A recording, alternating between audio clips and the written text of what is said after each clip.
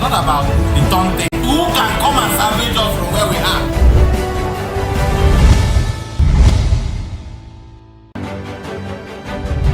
Representing people.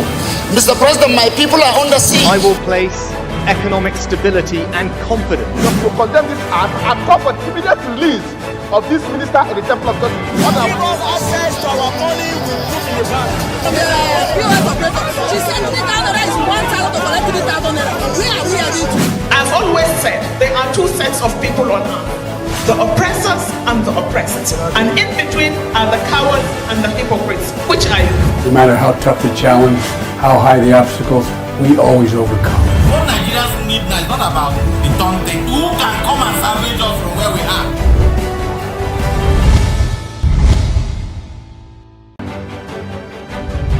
Representing people. Mr. President, my people are under siege. I will place economic stability and confidence. To condemn this act and call for immediate release of this minister in the Temple of God. Give us access to our money we put in the bank. POS operator, she said 3,000 naira is 1,000 to collect 3,000 naira. Where are we heading to? I've always said there are two sets of people on earth, the oppressors and the oppressed. And in between are the cowards and the hypocrites. Which are you? No matter how tough the challenge, how high the obstacles, we always overcome. What Nigerians need now is not about the done thing. Who can come and salvage us from where we are?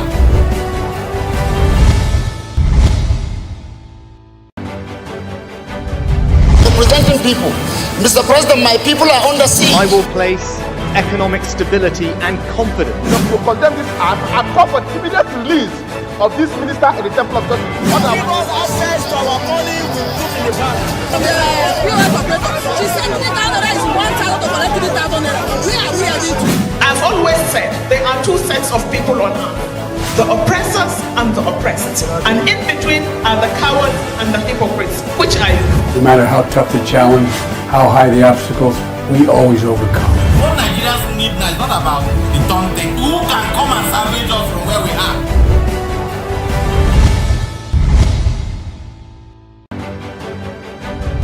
Representing people. Mr. President, my people are under siege. I will place economic stability and confidence. To condemn this act and call for immediate release of this minister in the Temple of God. Give us access to our money we put in the bank. POS operator, she said. Good morning and welcome to Open Conversation on Atlantic Television Network. Open Conversation is the network's flagship political platform through which trending political news, events and stories are discussed with stakeholders. Through these conversations, ATN uses political talks about specific issues, party system and actor to explore hope and engender positive impact to the society.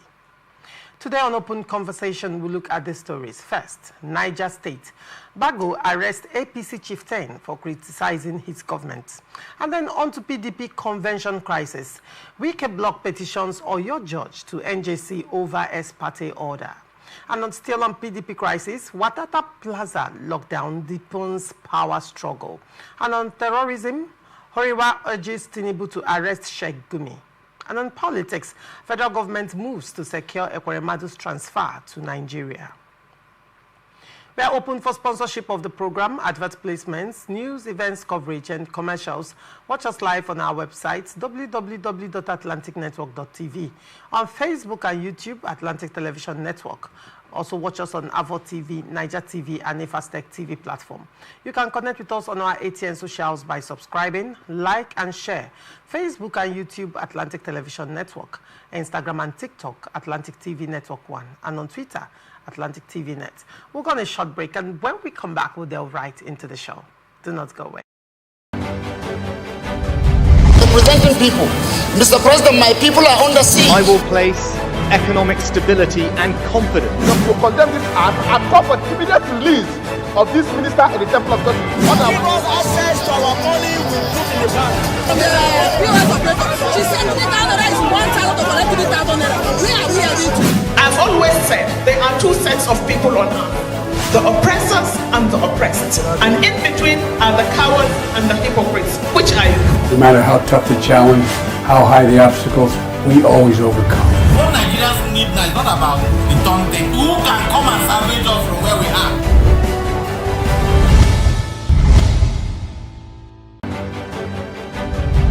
representing people. Mr. President, my people are under siege. I will place economic stability and confidence To condemn this act and call for the immediate release of this minister in the Temple of Justice. Give us access to our money we put in the bank. The POS operator, she said 20,000 naira is 1,000 to collect 3,000 naira. Where are we heading to?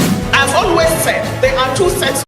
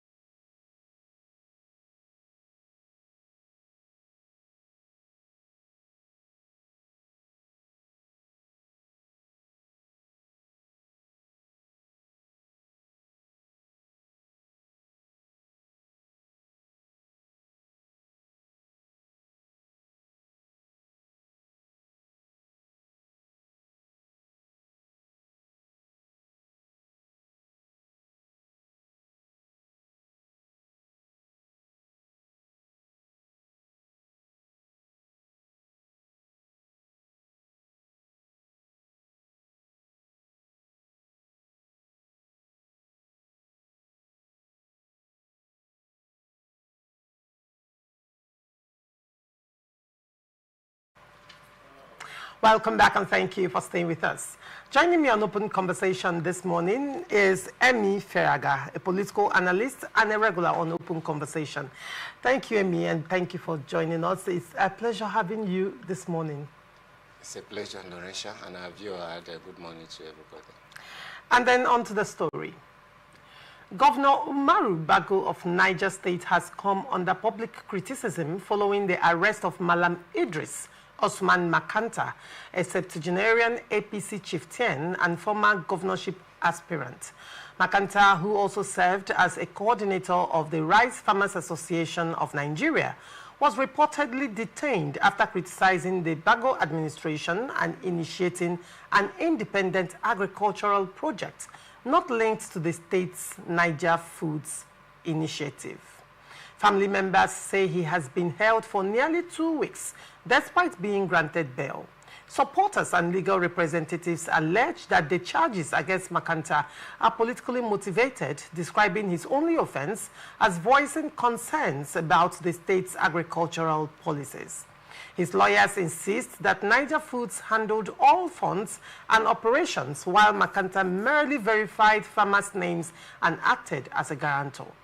The claim retaliation began after he refused to personally fund part of the agency's recovery process in 2025, having done so voluntarily the previous year. Makanta was arrested on October 31, 2025, and charged the following Monday at Emina Magistrate Court for alleged mismanagement of farm inputs, an accusation his family insists is false. They also allege that police attempted to rearrest him after bail was granted, defying court orders and acting on instructions from the governor. His health is reportedly deteriorating in detention, while both the Niger State government and the police command have remained silent on the controversy. Emmy, what is your take on this story? To be frank with you, I find this report confusing. It's very confusing. I think two issues are intertwined here. Yes. There is the issue of misappropriation, and there is issue of abuse of fundamental rights. So which of them actually is he held for? This is the problem with our journalists sometimes. If we put sentiments or political affiliation or whatever opinion you have above facts, we will create more confusion rather than creating solution.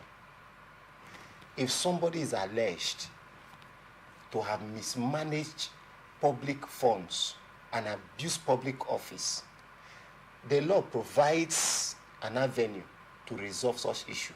That has to do with maybe arrest and prosecution.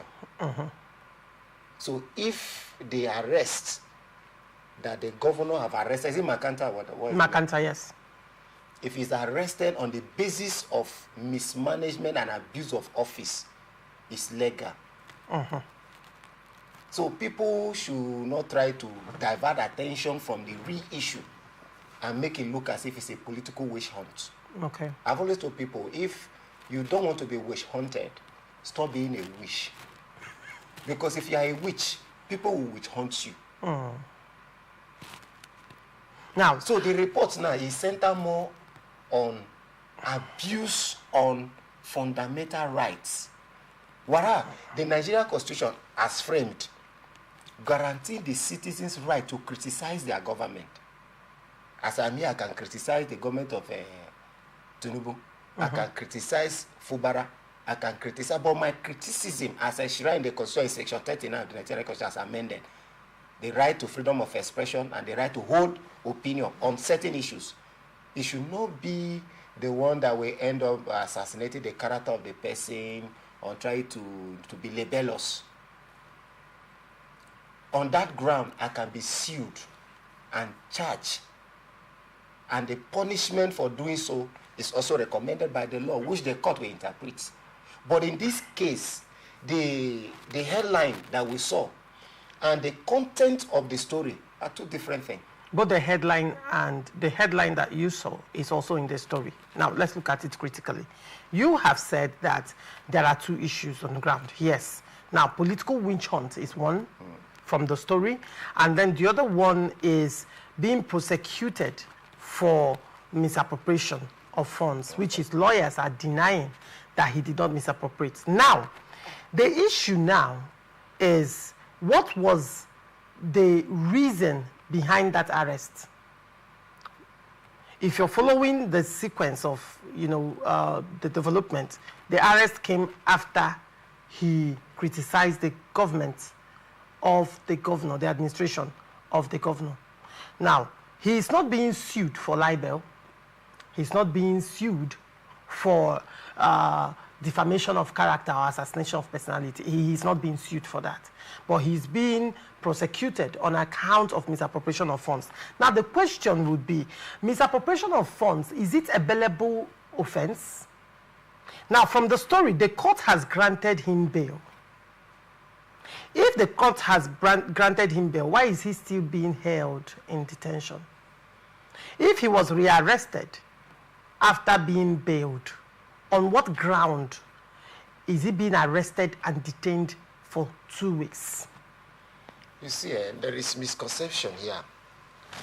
Sometimes I would not really understand this. Granting of bail and the court does not necessarily mean that they will just set you free.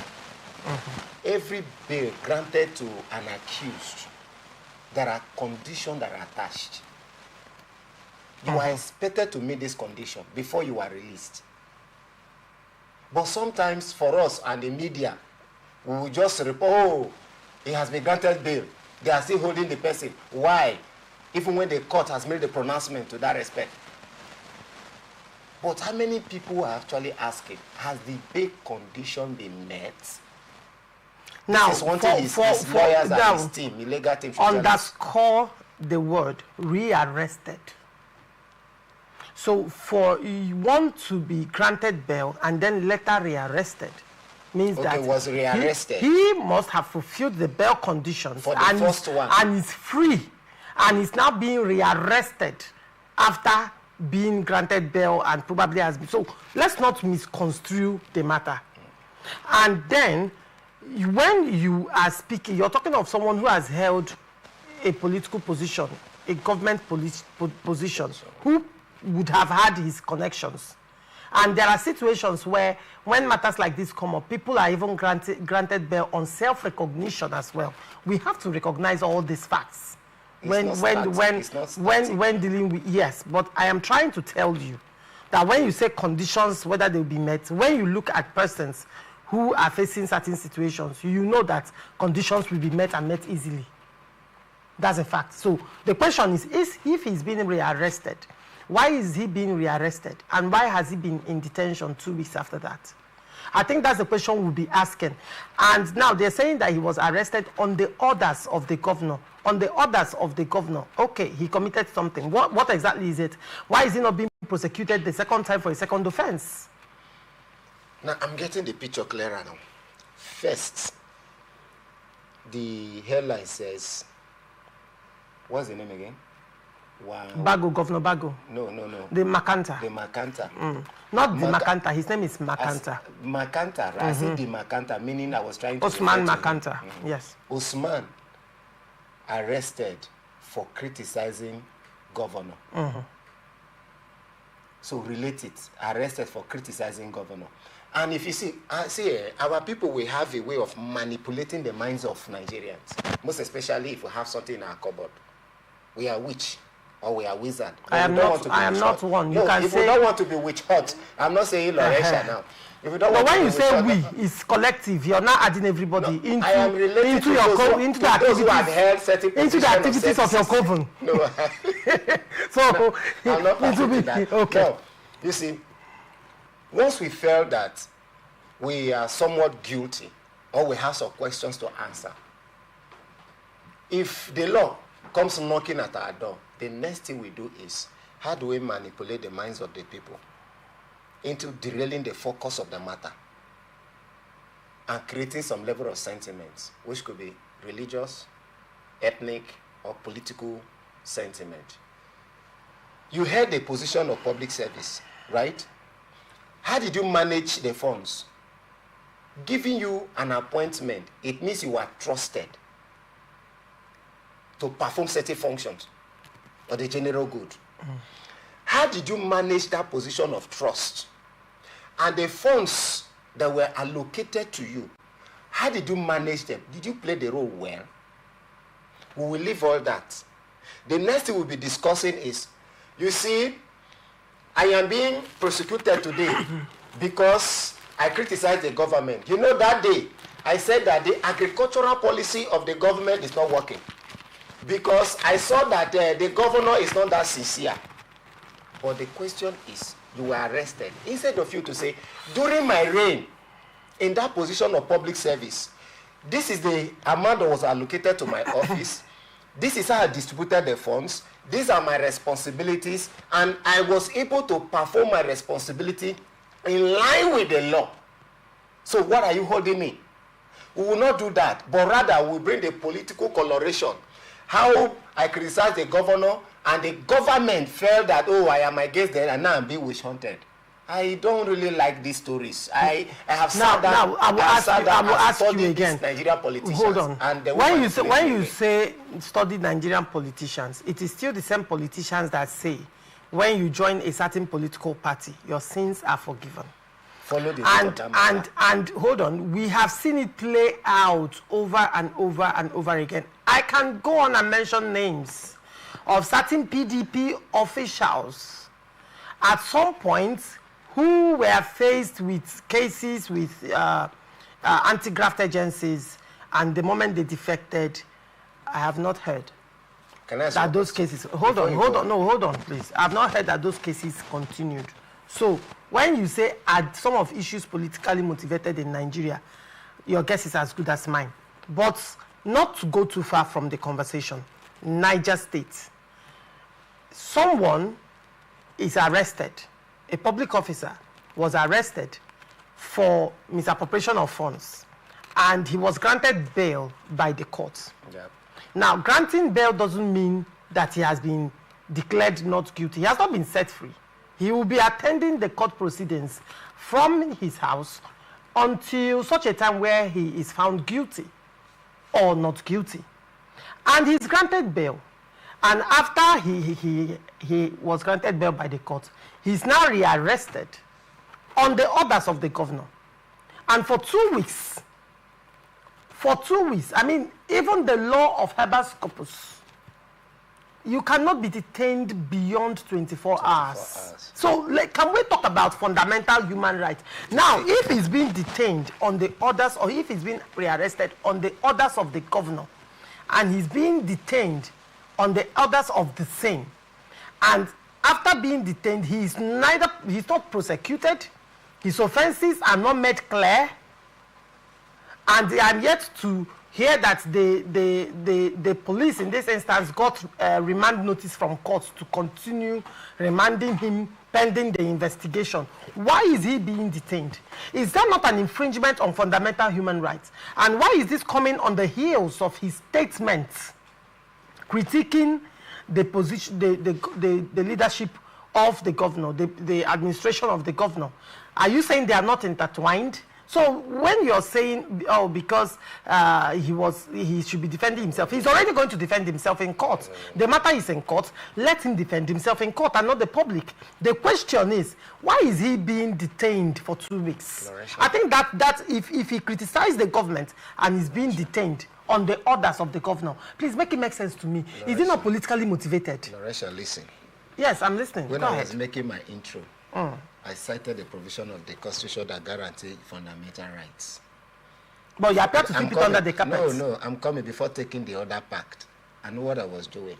Yes, I was trying to unravel certain actions, certain behavior that over the years that we've demonstrated as Nigerians, and we try to curtail some of this behavior in order to help us work.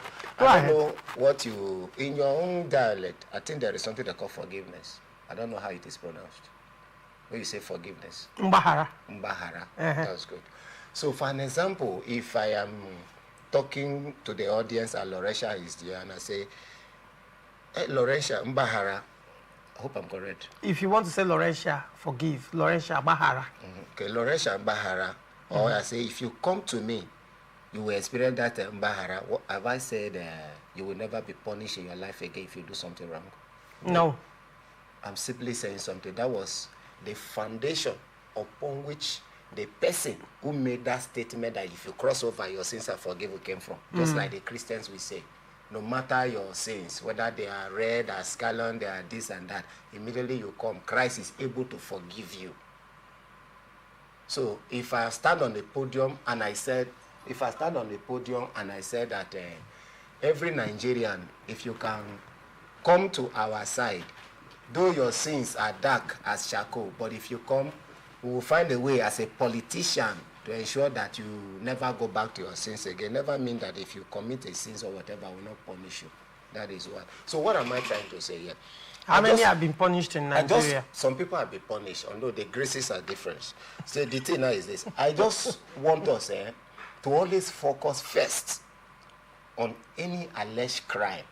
Because we are suffering today because some Nigerians have decided to be demonic in behavior, ensuring that nothing works in this country, keeping us in darkness, and we are paying bills.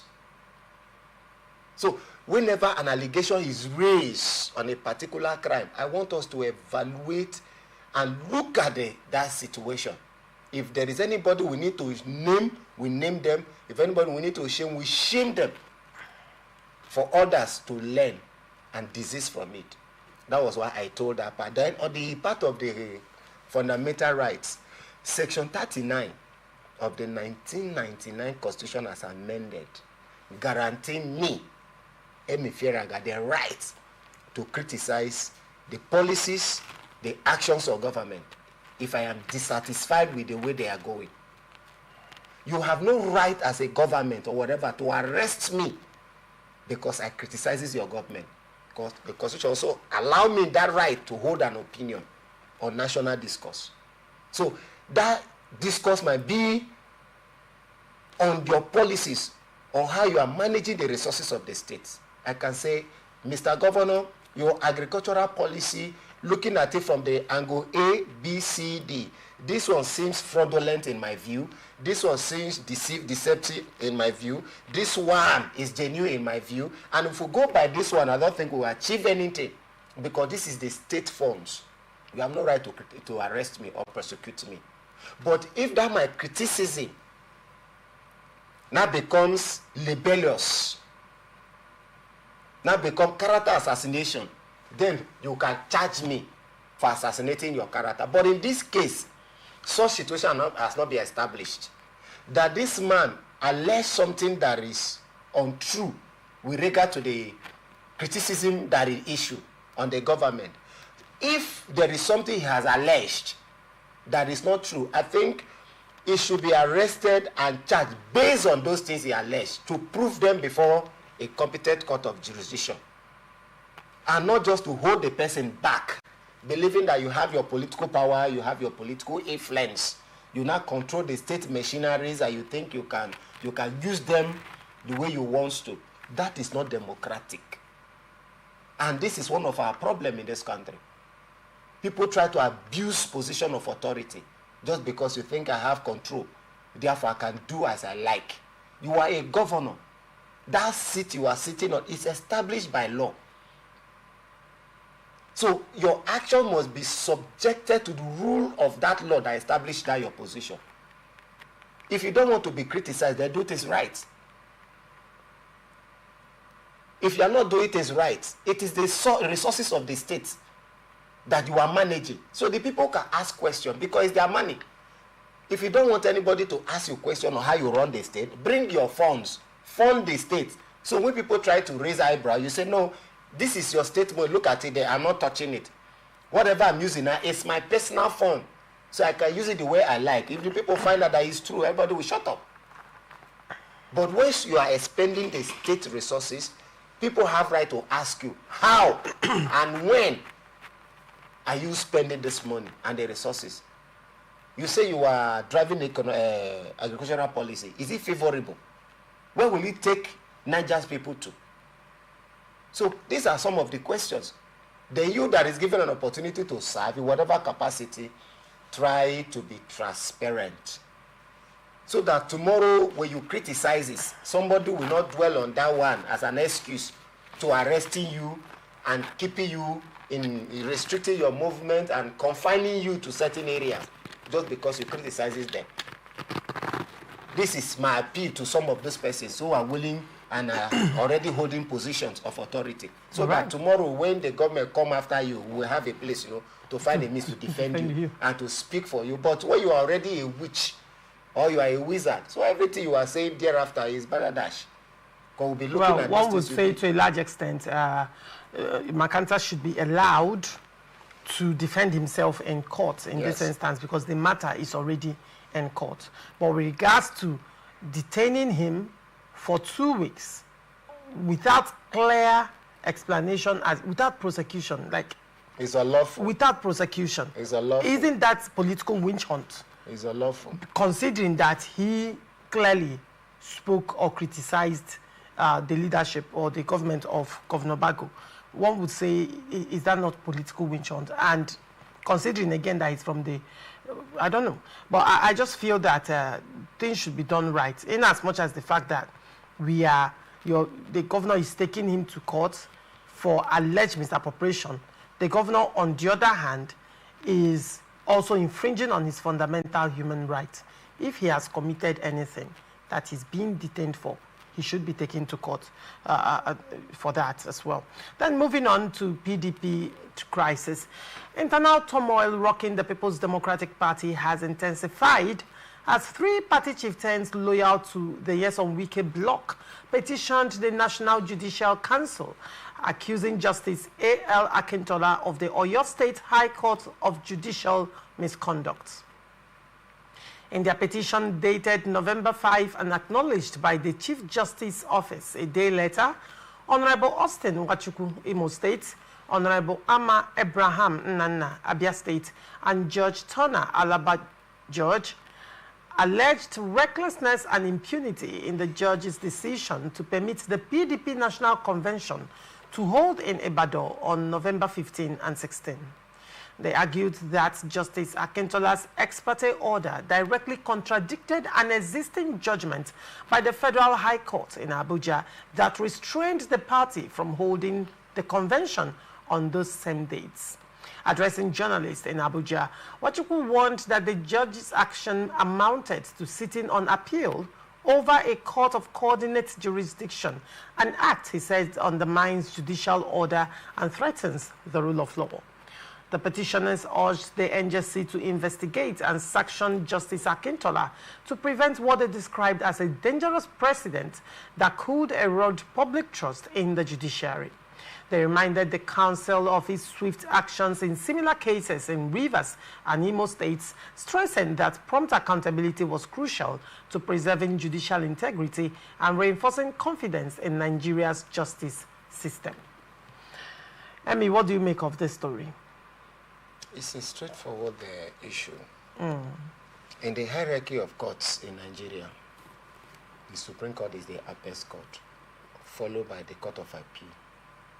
Then we now have the federal and the state high courts and other lower or subordinate courts, like the magistrate courts and the judicial court and the rest of it. But the point now is this. If a federal high court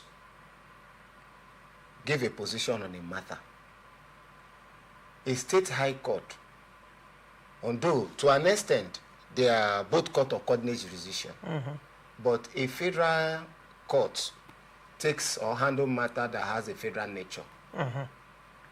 Why the state high courts has to do with cases of a state application, and sometimes even the state high court had a wider jurisdiction.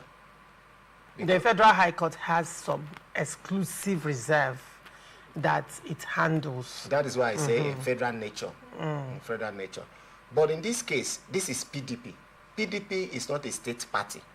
It wasn't a state issue. PDP is a national party, right? And a particular court, a high court, have given a position on the matter. A federal high court. A federal high court in Abuja have given a position on the matter that was brought before it. If the litigants are dissatisfied with some of the positions of the court, I think the next level of court should be an appeal. Where they will go and appeal whatever decision that was taken at the lower court. But going to a state high court to institute the same prayer in a state high court, I think that is abuse of court process. Because the federal and the state high court are court of coordinate jurisdiction. So if some people now feel that it is an abuse or they target a misconduct, right, and they petition the NJC, I think they are not out of place. It's not only on the NJC to look at the petition and make their own investigation to actually ascertain if there is misconduct or abuse of court process in the whole matter. Then I think the sanction that are needed, are reeled out upon the person who defaulted. That is what I expected of them. But I think how funny this word could be, that he who bites, who delights in disfiguring people with their teeth, will suddenly become preachers against using your teeth to disfigure another person. Because the player out there, I saw at a time where the state high court were looking at matters that even with the large jurisdiction, every matter you run to the state high court, you take an injunction stopping this, stopping everybody, just because you think you are a beneficiary. But today, the same people are not reminding the court or how they need to discipline people who are abusing the court process. This is the funny part of When was the state high court used and how was it used? Because if you're saying things in public, be clear about them, particularly on my show. So what exactly are you referring to and who are you referring to? I know the prayer you are looking for, and I know. I'm not making a prayer. You're speaking in parables, and when you speak in parables, you're unclear. The prayer you are looking for, I know it, and I know that even the Creator Himself understands, even whatever language He speaks, the Creator Himself understands. But however, I think what is worth doing should be done rightly. The whole of this PDP saga, I feel ashamed. Honestly, these are adults who will tell you how best they have all the criterias, how they have the wherewithal, the skills, everything that the Nigeria needs to be in a state of Eldorado. These are people who always remind you that they have it. But the same adult cannot coordinate themselves. They cannot manage themselves. So Nigeria cannot see the bright picture and the broader of all the whole thing, why we are where we are today. But then when you look at this PDP convention, because the story is focused, PDP crisis is so big, we can take an entire day. discussing PDP crisis, but for the sake of this particular convention story, let's focus on the PDP convention. Recall that, part of how this whole controversy around the convention started was when Senator Samuel Ayamu came out to say that he did not issue that notice to INEC, the notice of the National Convention, that later was not authored by him. And he alleged that his signature was forged. So he did not author the letter, neither did he sign it. And he went ahead to petition the DSS and the police, urging them to investigate INEC officials and as well as some members and staff of PDP. Now, if the National Secretary is saying, I did not author this letter, I did not issue notice of the National Convention, why would the party still ignore him and insist on going ahead with the convention? Why not rectify that first? Because last time I checked in PDP constitution, while the national president summons the meeting, presides over the meetings as well, I mean both national convention, NWC meetings and NEC and all of that, the National Secretary issues notices of these meetings. So both have to work in synergy for that to work. See, Loresha, sometimes if you look at Nigeria, if you conclude that our transformation in the real sense is still far away from us, sometimes you might not be wrong. But based on patriotism and optimism, you might just decide to say it is well, like the Christian will always do. It is well, even when things are going wrong. You just say it is well.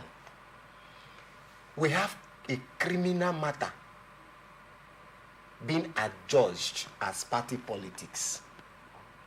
And everybody were clapping hooray and appraising it. It is PDP. A matter of forgery is a criminal offense that the state needed to be frowned, in fact, to frown at it with utmost sincerity. But what were we saying here? PDP are fear. They are trying to hold a convention. Oh, the hand of monkey in the soup. The voice of Jacob, the hand of Esau. It is their party are fear. But people are committing crime. Yeah. People are forging people's signature. People are impersonating people and claiming that it is party politics. They tell me, how will such a society grow? Nobody, we are not even looking at that one. The PDP has a constitution, which is the conscience of the party. So whatever the party is doing, it must recognize that their conscience. Who is authorized to call a convention? Who is authorized to sign certain documents that have to do with the party policies and decisions? Somebody impersonated, according to Ayahu, who is the secretary. But some people are more concerned about holding their convention in Oyo, to the extent of abusing the court processes. And we are okay as Nigeria. We are happy. All we need is PDP to hold their convention. So now tell me, how will you have 24-hour electricity supply in your home? Tell me, how will your road be motorable?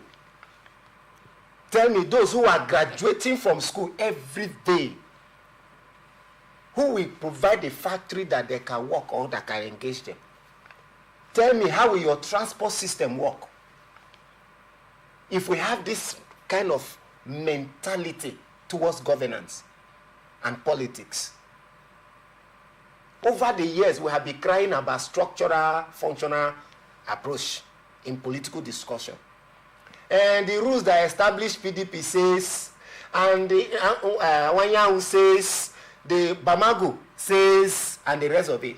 But political scientists came up. We say if we continue to look at the structure and the functions in terms of rules, it's good argument. But let us move away from this and look at the behavioral aspects of the people holding these positions. And let us see where the fault is. And they came up with an argument they called the behavioral analysis. Juxtaposing this with the character in PDP today. If you provide an opportunity for the PDP to return to Aso Rock, if somebody can sit somewhere and forge a signature, and the PDP are shouting hooray, is okay. Tell me how somebody will not one day sit in one of these offices and add 10 or remove 10 or put something. The money that is meant to develop certain area will be diverted, and they say people will not shout hooray. Is politics. So you see the mental construct. So you see the need. We need to move away from judging everything as politics. That is killing us here. All they needed is convention. They want to have their party structure. They want to control delegates. All of this fight is about delegate control. All this fight, who should run the party? Who should have more influence? This is what they are fighting for. So by the time the convention is finally held, I will be the one who are the delegates in Plateau.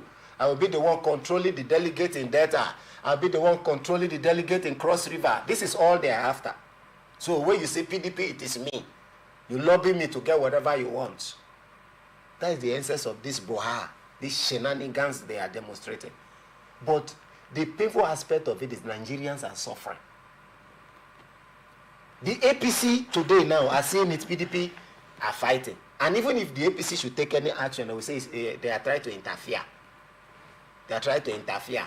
They don't want opposition. But people are here committing crime, impunity. But we see it as politics. Sorry for Nigeria. Like in the book of John, that says Jesus wept. So we are all weeping. We'll continue until the day we say enough is enough. Politics is different from criminality. But here, criminality is politics. You kill people, they will tell you it's politics. You loot public for they tell you it's politics. You destroy what belongs to you, it's politics. If you act, they say it's a witch hunt or political interference. Let us continue. Now that PDP is still, the faction of Damagum is still, warming up for the convention, one is maybe worried that there will be litigations even after the convention and contention as to, the authenticity of the national officers that will emerge from that convention. I'm interested to know what your take is on that, because that, to a large extent, reminds me of what happened in Rivers State. Was it 2015 or 2019, where after all said and done, court judgment came quite late. It didn't come late, but it came at a point where the party could not bounce back, and Rivers State APC lost out completely in election, lost out completely from participating in the election all through. So I'm looking at, can that replay at the national level, where probably by the time judgment comes from the litigations that will fall out of this national convention, if the judgment, looking at the argument of Senator Samuel Anyanwu on that, I did not issue notice of this meeting, and they went ahead to hold that conference, and probably this gets to court and court rules not in the favor of the national conference again. How do you see that playing out for PDP in the coming election? Even Rivers State actually were even lucky to an extent that they didn't waste their funds before they were disallowed from partaking in that election. Zamfara had the worst hit. Okay. They won all the position, governor, senate, House of Reps, House of Assembly, before the tsunami came and swept all of them away. Court ruled that you are not supposed to participate here, and you did. All of you get out. That was how PDP took over Zamfara State again. I see that. So in PDP, currently it's not advisable to even, run an election under the PDP platform. It's not advisable, except you just want to waste your resources because you don't know what will come tomorrow.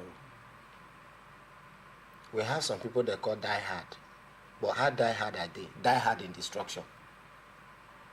If it is not me, then it must not stand. This is the game playing out. You see how woefully they perform in Anambra. I mean, they got 1,400 and they got 1,000. PDP got 1,401 votes out of over 590 something thousand votes. That is PDP best performance. In Anambra State. I give the accolades. In fact, okay. I think it was after PDP didn't take last. There was another party that took last. For me, PDP took last now. Well, comparing PDP with those parties now. Oh yeah. Comparing PDP with those parties, is it not a shameful performance? YPP performed better. Labour Party got about 10,000 plus votes. I'm even happy for the candidate that he didn't win. The PDP candidate. No, he has, considered defeat and said he will work with. He has no option now, now. He cannot contest that. I'm even happy that he didn't win because assuming he won, one court case might just come, I asked him to go. You know what it means? Just like the Villion, who was, practicing, rehearsing on how he will parade on the day of his inauguration. I think he was sacked 24 hours. I will be answering Your Excellency. Do you know how far he has dreamt about that thing? Spent money for that occasion. Spending money will be better. The psychological effect. How he had been seeing himself as His Excellency. I'm sure they started calling him the wife seeing herself as the first lady. Then suddenly, look at the glory, look at you. And you are head bad. You are a step away from the you are not climbing this thing. Somebody can collapse and even die now. You know what it means? The psychological effect that assuming he won, then the announcement will now come that based on PDP internal crisis, the court has ruled us that you are no longer a governor. The man will just collapse. So it's better for him now that he didn't taste than tasting and at the end not chewing it. So for me, I think the PDP need to work on this. So they need to show that maturity. For me, this is an exposure. If you don't understand, as in Nigeria, you are watching us now. If you don't understand, you need to understand that part of the problem we are having insecurity festering everywhere today is this character. If it is not me, then it must not stand. This must not work. Those outside there will ensure that this never works so that they will have something to campaign or to say something. Those inside will make sure that it work. For them to, to have that opportunity to brag that in our time we did this. If they leave, they will turn to the other side. This is the reason why you continue to have people being killed, because some people who will be supporting the other side just because we are not there, so therefore you can still manage it. We will destroy everything. But if people should continue in this manner, he who went outside and dragged the rain, say, come, rain, destroy everything, forgot that the rain will also fall land on his own roof, and everybody will suffer. All right. We'll go on a short break, and when we come back, we'll still continue on the PDP crisis and Wadata Plaza saga. Do not go away.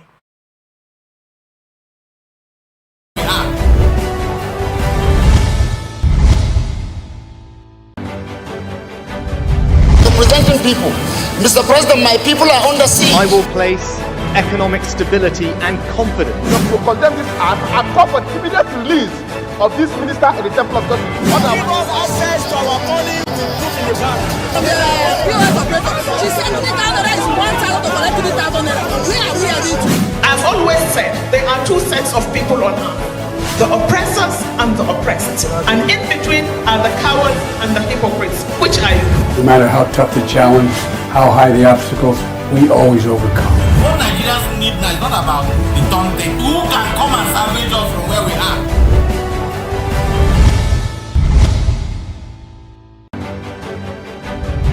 Representing people. Mr. President, my people are under siege. I will place economic stability and confidence. To condemn this act and call for immediate release of this minister in the Temple of God. Give us access to our money we put in the bank. POS operator, she said 3,000 naira is 1,000 to collect 3,000 naira. Where are we heading to? I've always said there are two sets of people on earth. The oppressors and the oppressed. And in between are the cowards and the hypocrites. Which are you? No matter how tough the challenge, how high the obstacles, we always overcome. What Nigerians need now is not about the taunting. Who can come and salvage us from where we are?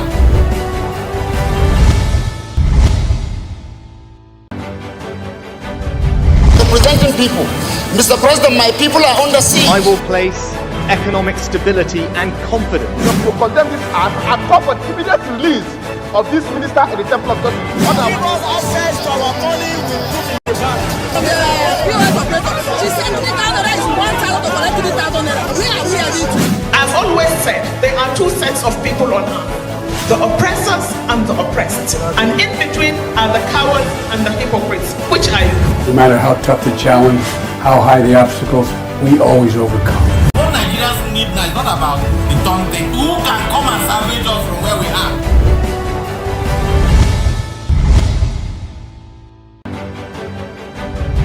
Representing people. Mr. President, my people are under siege. I will place economic stability and confidence To condemn this act and call for immediate release of this minister in the temple of God. Access to our money will put in the bank. POS operator, she said 3,000 naira is 1,000 to collect 3,000 naira. Where are we heading to? I've always said there are two sets of people on earth, the oppressors and the oppressed. And in between are the cowards and the hypocrites. Which are you? No matter how tough the challenge, how high the obstacles, we always overcome.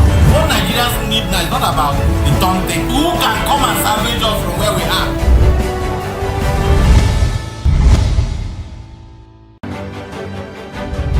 Representing people. Mr. President, my people are under siege. I will place economic stability and confidence To condemn this act and call for immediate release of this minister in the temple of God. Access to our money will put in the bank. POS operator, she said 3,000 naira is 1,000 to collect 3,000 naira. Where are we heading to? I've always said there are two sets of people on earth, the oppressors and the oppressed. And in between are the cowards and the hypocrites. Which are you? No matter how tough the challenge, how high the obstacles, we always overcome. What Nigerians need now is not about the tongue thing. Who can come and salvage us from where we are?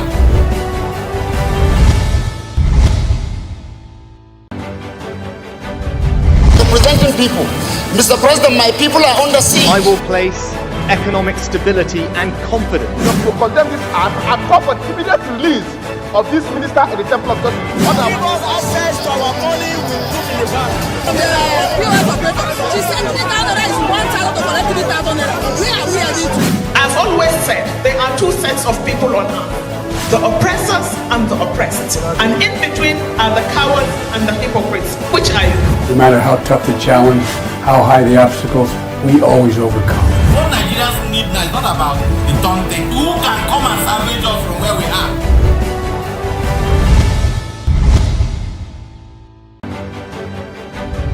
Representing people. Mr. President, my people are under siege. I will place economic stability and confidence To condemn this act and call for immediate release of this minister in the temple of God. Access to our money will put in the bank. POS operator, she said 3,000 naira is 1,000 to collect 3,000 naira. Where are we heading to?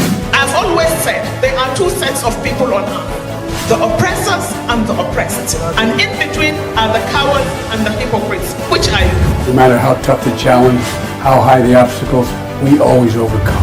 What Nigerians need now is not about the tongue thing. Who can come and salvage us from where we are?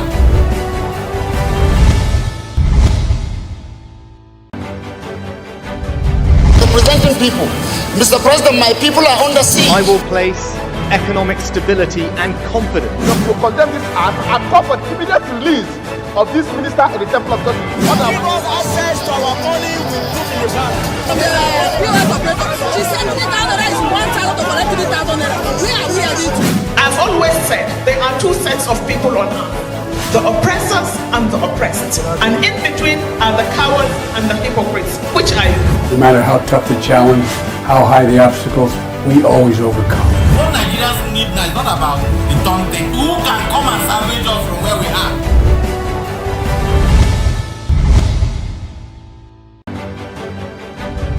Representing people. Mr. President, my people are under siege. I will place economic stability and confidence To condemn this act and call for immediate release of this minister in the temple of God.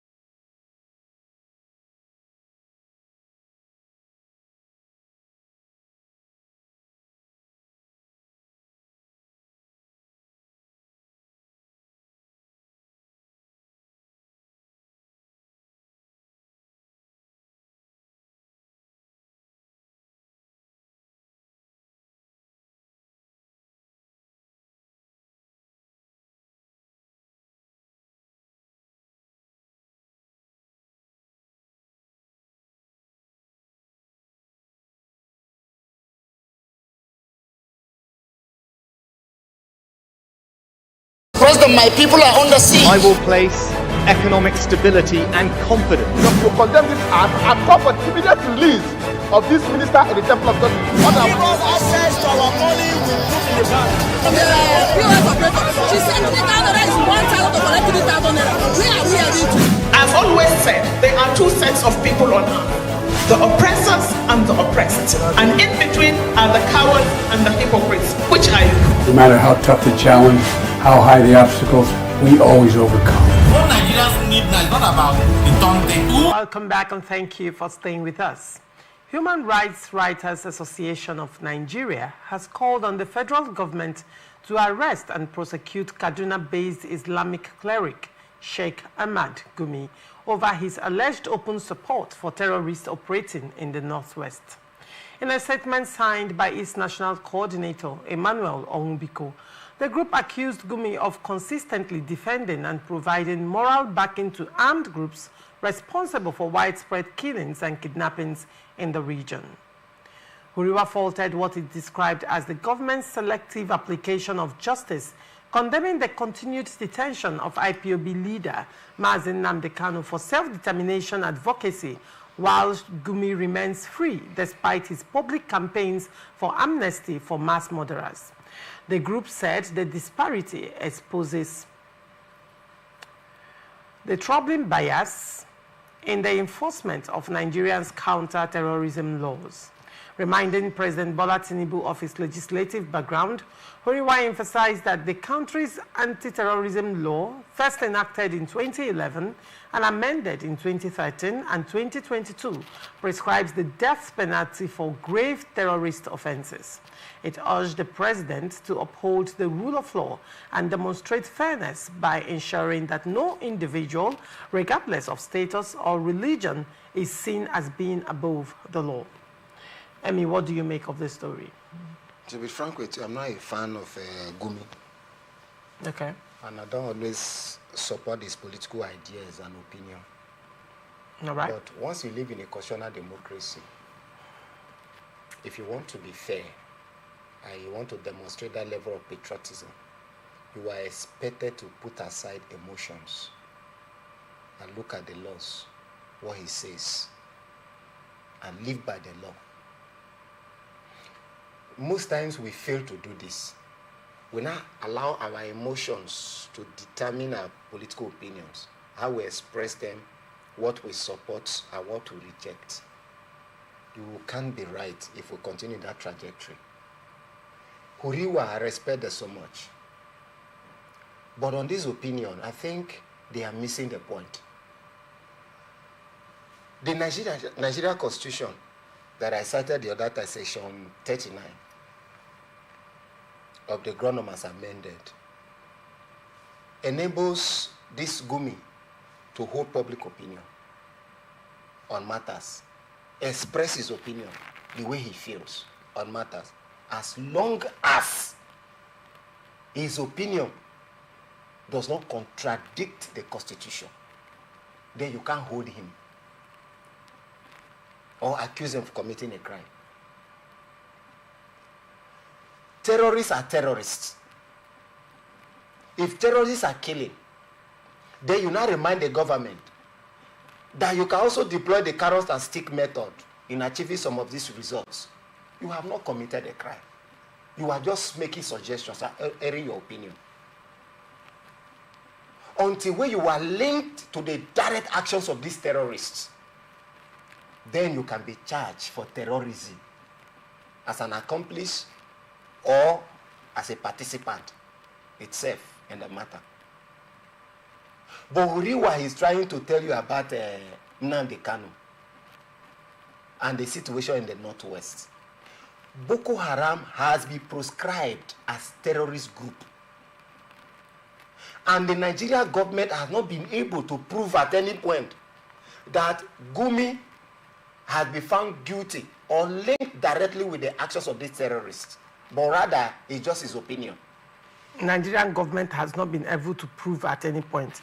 Well, has Nigerian government arrested Sheikh Gumi and prosecuted him on the account of? Nigerian government have invited Sheikh Gumi. DSS have invited him several times. with regard to certain opinion that he has held. And the man went down and explained himself. So once you look at the law, if the man has not infringed or contradicted the law, what will you do? You will let him go until you find him guilty, or you find him to have alleged to have done something that has to do with our sovereignty, our existence. Then only you will come after him. In the classification of interest, in the cause of national interest, there's what we call the necessary interest. Under the necessary interest, you have the issue of identity. You have economic and the rest. Nations are ready to go to war if you threaten any of these interests. America will come against you tomorrow if you threaten their existence. Britain will come after you. France will come after you. So Nigeria does not live in isolation. We have a constitution that governs us. So if you threaten the sovereignty of Nigeria, Nigeria will come after you. So Nnamdi Kanu actions has to do with a threat to our corporate existence. When people are trying to mix up issues in order to defend them, sometimes it keeps me wondering. Self-determination is different from secession. When you are talking about self-determination, you are talking about how you can benefit within the corporate existence of the state. Now, we are marginalized in this area. Give us this, give us that. I mean, now, first of all, so we do not push this discussion to Nnamdi Kanu. That's what I'm looking at. The discussion is on Sheikh Gumi. I don't want to make it about Nnamdi Kanu at all. It's not the topic of discussion. It's Uriwa I'm looking at. No. The comparison they make there. You talked about Sheikh Gumi in passing and then faced Nnamdi Kanu. No, he said. Your position on Nnamdi Kanu has always been noted. No, but there was a comparison. But the comparison it doesn't is make not, sense hold to on. me. It's not what I am discussing. That's good. Nnamdi Kanu is not the topic here today. So remove the comparison. The topic here today is Sheikh Gumi, and I'm focusing on Sheikh Gumi. I want us to do that, on his activities so far. And you have said that Sheikh Gumi has not done anything wrong so far, to say that and according to the Constitution, he has a right to his opinion. One of those times, Sheikh Gumi said that bandits are not Boko Haram members. He clearly said that, and also at some point also told Nigeria that if Nigeria proscribes bandits as terrorists, that nothing will remain. That's good. If Nigeria proscribes bandits, like Sheikh Gumi was advising the Nigerian government not to proscribe bandits as terrorists in Nigeria. So far, the activities of these bandits in this country, what do you classify them as? Remind me the first one you mentioned before the proscription matter. That bandits are not Boko Haram. Not bandits. Killer Fulani herdsmen are not Boko Haram. Not Boko Haram. That's good. Now, we all know about the situation where some criminals will be, disguising themselves as herders and killing people and all that, all in the name of herders or whatever, right? And a man, a Nigerian, who is concerned about the issue, who also suffer the effect of the actions. And a man has a government, these bandits or these herders or killer herders or whatever are not members of Boko Haram. What crime has such person committed? If you believe that he has committed a crime, then find a way to link him to the heinous activities of those Boko Haram. That yes, he is their this, he is their that, he gives them this, give them that. If you can't link him, then why say he has committed a crime? He just airs his opinion. We've seen that here in the South, where some people will tell you that the militants are not criminals, that they are fighting for their rights. We saw that in the Southeast. Why some people, even today, will tell you that the IPOB, even the illegal formed ESN, they will tell you, oh, they are protecting the people. So you can't hold such people responsible that they are committed because they had that opinion. We see that with Gumi. We see that with some other northerners. To the extent that even serving governors, some people, serving public officials will tell you that these killers are not from here. They are from Mali. They are from there. That is just an opinion. But if you want to convict them, you want to show that they are guilty, then find a way to link them with all your facts that they are part of these criminals. That is when you can assume or allege that they have committed a crime. But just airing the opinion without being linked to the activities of these killers, you can't say has committed a crime. Then the other one, person can say is an advisory. Like I said earlier, I don't really like the political philosophy of Gumi. But on this matter, let's separate emotions from the law. Now let me quote Gumi. Let me quote Gumi in some of the things he said. I will not, because he said a lot, but I'll be quoting him, one-on-one. I'll quote this one. He said, you call them killer headsmen when he was referring to killer headsmen. How many did they kill? Yes. I'm quoting Gumi. Sometimes some of them are on drugs and kill because they want money. They are comfortable because they are in that remote part of the bush. When they kill, it is mostly accidental. No, make it make sense to me. Hold on, he still continued. They are kidnapping to get money. Look at the latest case where they released the full bus of people. They are asking for 500 million, but they have freed them. Nothing was paid. Even one of the victims was calling the father to thank me. This is Sheikh Gumi talking. Now, he is defending the killings done by Fulani headsmen. Not Fulani headsmen, the killer headsmen in this instance. He is defending it publicly. And he's attributing their crimes to drugs. We are talking of wiping of villages. We are talking of killing of children and women. Attacks in the middle of the night, killing helpless farmers. And Sheikh Gumi comes out to say they are killing because they are on drugs. And they are kidnapping because they want money. And you tell me what exactly, please? That he has, no, hold on, that he has the freedom of expression under Nigerian constitution. Loresha, the situation is bad. I'm coming. It is not bad. Let me further. The killing of Nigerians is bad. It's condemnable. And we should not support it in whatever guise. No, you are. But on this matter, yes. for what you've read out, has Gumi committed a crime against the Nigerian law? That should be the question. Has he committed any crime against the Nigerian law? The answer is no by this statement.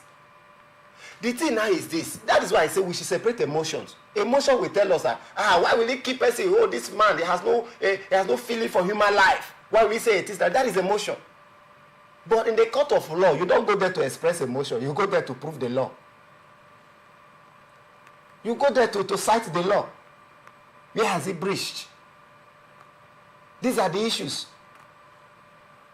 The man seems to be defending that one, the deaths. So you can say that he has no feeling for human life, doesn't care. But he's telling you that from my own observation, what I know, what I have seen, or maybe the information I'm privileged to, that these people are acting under the influence of drugs. One. How did he know? I'm coming. I say no. Let's start asking the question.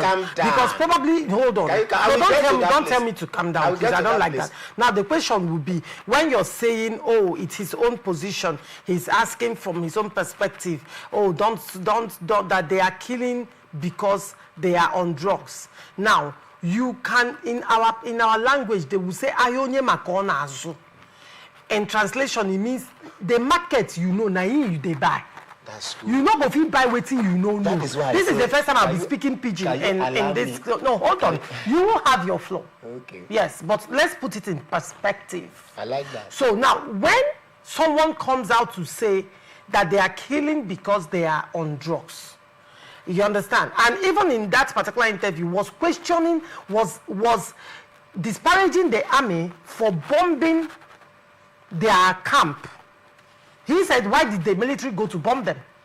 That he has been having... The question would be, how did he know that as at that material time when these attacks are being carried out, that they are on drugs? How did he have sensitive information about their modus operandi? That should be the question that we are asking. On one hand, he is the self-appointed negotiator of terrorism, of terrorists, if I may use that word. The same person that is advising the government not to proscribe people who clearly have killed people, helpless people, in their sleep. While the same government on one hand proscribes a group of the country for agitating for self-determination. And on the other hand, an individual is coming out to say, oh, please, do not proscribe these people. If you proscribe them, Nigeria will be gone. So what does Shegumi know that gave him the confidence to say that if killer headsmen are proscribed, if bandits are proscribed as terrorists, there will be an onslaught in Nigeria that will decimate the country? What does he know that we do not know? When someone comes out and boldly defends crime against human beings, crime against nature, in this large scale, you come out here and you tell me he's only exercising his fundamental human right to freedom of speech. And on the other hand, you're contradicting yourself again by saying, I do not agree with his political whatever, but he has committed no crime. On this matter, make it make sense to me. No, that's good. Go ahead, you have the floor. Let me clarify this again. I said on this matter, before now, I don't usually agree with his political philosophies and ideas. But on this matter, and I say, let us separate emotion from the law. And we bring it back to this issue. You see, have we not had people in South here, despite that the militants were kidnapping some of the people and killing, telling you that leave our children alone? They are not criminal. Have you not heard that before? When you go to the East, have you not heard that despite that even the law does not give a place for an individual to form any security outfit organization called ESN or whatever? Somebody created that, and the people were saying, leave them, leave our children alone. Don't tell our children criminals. They are not criminals. They are this. They are just being marginalized. They are fighting for their rights. Have you not heard that before? So what has Gumi said that is different? Gumi, this is where the Nigerian state has failed. A man told you that these people, most times, they are acting under the influence of drugs. Meaning that he might have interaction with one or two. Or probably has one or two information about their operations. Right? You were supposed to invite him. Not to intimidate him, but to bring him so that he can share those information he has with you. So you can use that information as a government to nail these people who are there committing these criminal offenses and are there. So now let me understand. The government orders the military to crack down on killer headsmen and bandits. The military does that, and Shegumi comes on national television to condemn the actions of the government. I am going there now. Can you allow me, please? Addressing terrorists. That is where I was going. And you're telling me that is Shegumi is the saint in this matter. Go ahead, Emi. Shegumi, I'm not saying he's a saint. Let it not be that I'm even speaking for him now. No, you are actually. No. All I'm saying here, let us.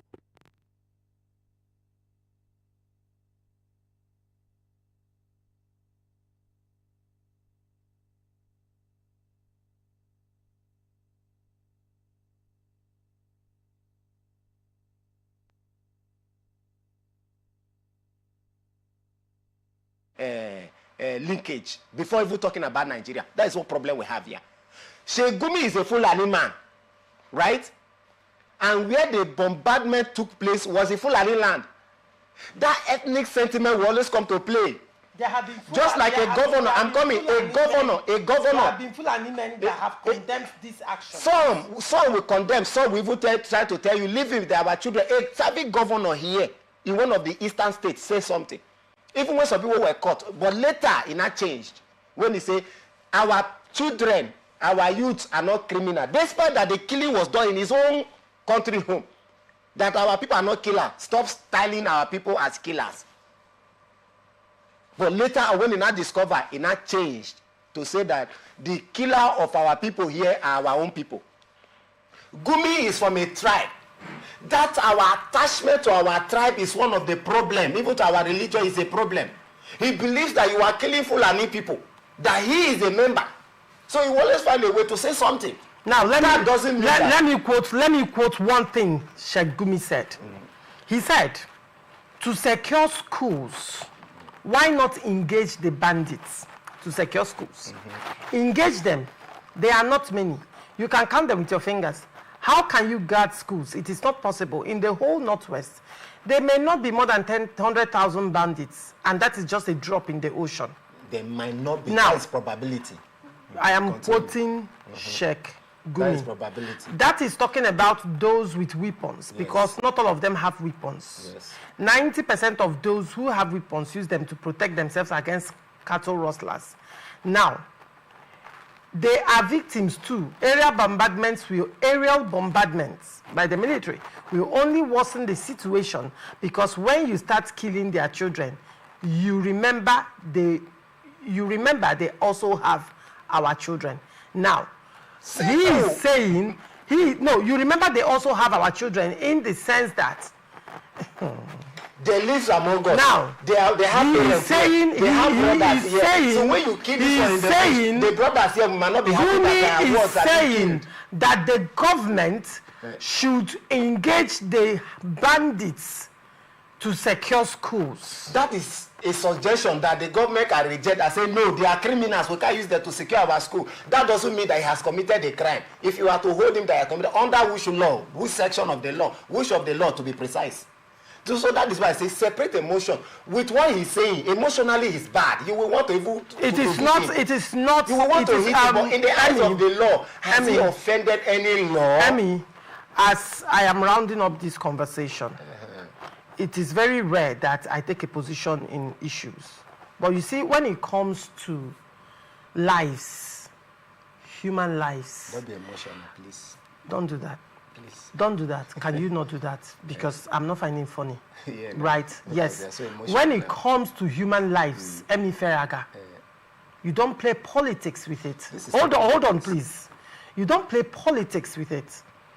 We have over 10,000 Nigerians being killed in just a section of the country by a few number of people. And an individual comes out to say, don't proscribe them. If you proscribe them, Nigeria will be decimated.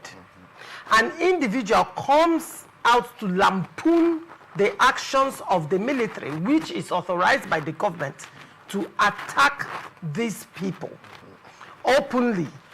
And someone is seated here in this studio telling me very black and white. He has done nothing wrong. You see, hold on, please. Under the law. Emmy, you've had your say. I'm rounding up. This is me. This is a monologue, not a dialogue. The truth of the matter remains that there is an adage in Igbo that says, when you are carrying the corpse of another, it's as if you're carrying a log of wood.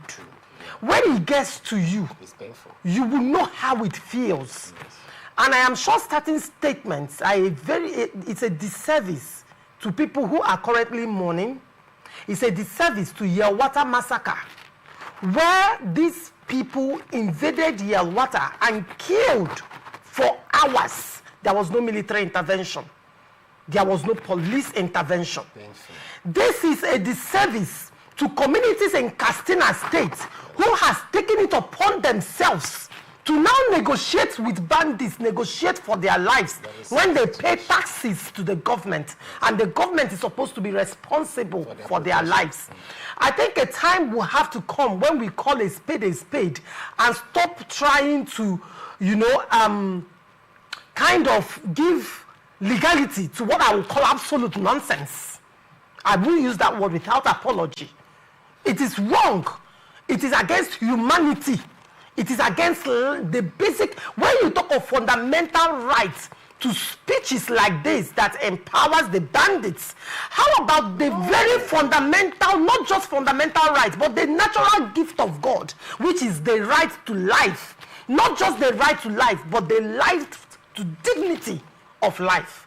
A time will have to come in this country where we will call a spade a spade.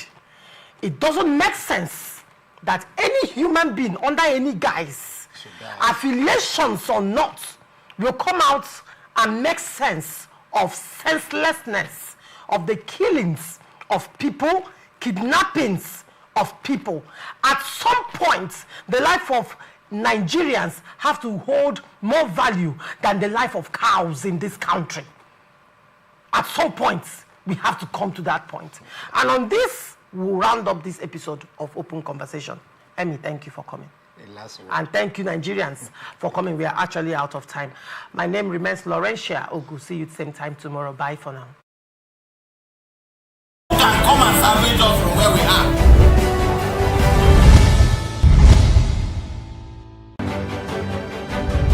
Representing people.